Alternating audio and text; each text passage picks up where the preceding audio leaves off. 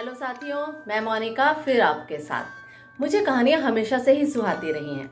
बचपन में कभी राजा रानी की कहानियाँ, परियों की कहानियाँ, जादुई कहानियाँ और थोड़ा बड़े होने पर इतिहास या महापुरुषों की कहानियाँ या किसी के जीवन की घटनाएं सुनना बहुत अच्छा लगता था। और इन्हीं कहानियों के बीच कब शाम से सांझ और फिर सांझ से रात बदल जाती थी, पता ही नहीं चलता था।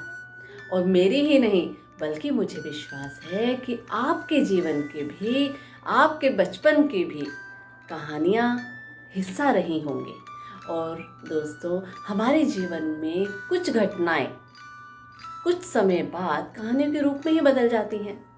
उन्हीं में से सुनिए मेरे बचपन का एक छोटा सा किस्सा। बात उन दिनों की है जब मैं 12 साल की थी। एक दिन मैं अपनी मम्मी के साथ बाजार से वापस आ रही थी। मेरे हाथ में कुछ पेंसिल, शार्पनर, इरेजर और कलर्स भी थे। तभी हमें एक आवाज सुनाई दी, हेलो शीला। हम दोनों ने मुड़कर देखा तो एक आंटी अपना हाथ हिला रही थी। मम्मी ने तुरंत पहचान लिया, वो मम्मी के बचपन की सहेली थी। उसे देखते ही मम्मी का चेहरा भी खुशी से खिल उठा और दोनों गले मिले। शायद वो बहुत सालों बाद मिले थे, इसलिए बातों बातों में वो आंटी हम दोनों को अपने घर भी ले गई। मुझे बिस्किट्स देकर मम्मी व आंटी दोनों आपस में बातें करने लग गए। मैंने आसपास नजर दौड़ाकर देखा तो सामने के कमरे में एक 75 इयर्स एज के एक बुजुर्गवार नीले रंग का कुर्ता पजामा पहने हुए, जिनके सिर के सभी बाल उजले सफेद नजर आ रहे थे, बहुत ही एक्टिव मोड में स्टडी टेबल पर बैठे थे। मैं धीरे धीरे उनके पास पहुंची और उन्हें कागज पर कुछ लिखते हुए देखकर पूछा कि क्या आप कहानी लिख रहे हैं। उन्होंने मुड़कर देखा और मुझे अपने पास स्नेह से बुलाया। मेरे हाथ में स्टेशनरी देखकर बोले, हाँ, कहानी तो मैं लिख रहा हूँ, पर तुम्हें पता है कि जिससे मैं लिख रहा हूँ, यानी कि ये पेंसिल और तुम्हारे हाथ में जो पेंसिल है वह कितनी इम्पोर्टेंट है। मैंने आश्चर्य से कहा, दादाजी, इसमें क्या बात है, ये पेंसिल बाकी पेंसिल जैसी ही तो है। उन्होंने कहा, ये हमारी सोच है कि हम पेंसिल में हमें कुछ नजर आता है या नहीं, पर मुझे तो पेंसिल में 5 खास गुण नजर आते हैं। आओ मेरे पास बैठो, मैं तुम्हें समझाता हूँ। थोड़ी सी हैरानी के साथ मैं उनके पास बैठ गई। तब उन्होंने बताया, देखो, पहला गुण, पेंसिल के पीछे हमेशा एक हाथ होता है। वह हाथ हमारा मार्गदर्शन करता है, वह पेंसिल को लिखने के लिए प्रेरित करता है, वह तभी काम करती है। उसी तरह से हमारे पीछे भी एक हाथ होता है, वह हमारा मार्गदर्शन करता है और उस हाथ को हम ईश्वर का हाथ या शक्ति का हाथ कहते हैं और उस शक्ति को हमेशा याद रखना चाहिए। मैंने कहा, ठीक है दादाजी।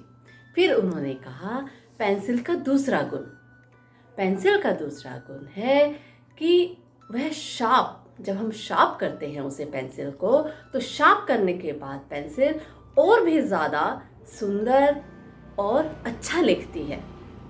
इसलिए ज़िंदगी में जब भी दुख, तकलीफ कुछ भी आता है तो घबराना नहीं, बल्कि उससे हमारा व्यक्तित्व और ज़्यादा निखरता है।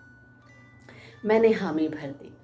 दादाजी बोले, अब तीसरा गुण सुनो, इरेजर, पेंसिल से की हुई गलतियां इरेजर मिटाता है। उसका यह गुण है कि वो गलतियां होने के बाद हमें सुधारने का मौका देता है। इसी तरह से जिंदगी में भी गलतियां होती हैं और उसके बाद हम उसे सुधार कर इम्प्रूव करते हैं और हमें एक अनुभव भी मिलता है। मैं मुस्कुरा दी। फिर दादाजी बोले, अब चौथा गुण सुनो, पेंसिल में लकड़ी से ज़्यादा इम्पॉर्टेंट इसका ग्रेफाइट होता है, जिसके कारण उसका वजूद है।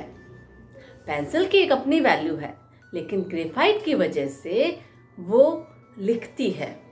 तो इसीलिए हमें भी अपने अंदर देखना चाहिए कि हमारे अंदर क्या भरा हुआ है।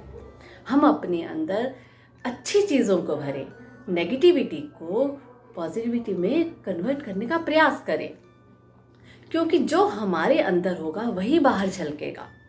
हमारी जिंदगी में सबसे ज़्यादा इम्पॉर्टेंट यही है। अब पांचवा गुण सुनो, पेंसिल से अच्छा लिखो या बुरा लिखो, पेंसिल हमेशा निशान छोड़ती है। उसी तरह से तुम भी जीवन में कुछ भी करते हो, अच्छा काम करते हो या बुरा काम करते हो, उनके निशान छूट जाते हैं। इसलिए हर काम बुद्धिमानी, एकाग्रता व विवेक के साथ करो। सच में दोस्तों, मुझे उन दादाजी की बातें उस समय तो ज़्यादा समझ नहीं आई थी, पर आज जब मैं याद करती हूँ तो समझ आता है कि कई बार अनजाने में ही हमें कितनी अच्छी बातें सुनने को मिल जाती हैं। दोस्तों, कभी कभी ज़िंदगी में बहुत छोटी छोटी चीज़ें बहुत कुछ सिखा देती हैं। और ये पेंसिल, जिसे हमने पहली बार जब पकड़ा था तो हमें लिखना नहीं आता था, आज लिखना तो जानते हैं पर इसके पीछे छिपे हुए राज को नहीं जानते हैं। तो दोस्तों, अब हमें समझ आया कि इसके पीछे का क्या राज है। इसे खुद भी समझें और अपने बच्चों को भी समझाएं और जीवन के नैतिक मूल्यों से उन्हें अवगत भी कराएं। मैं मोनिका फिर मिलूंगी। Till then, bye bye and take care.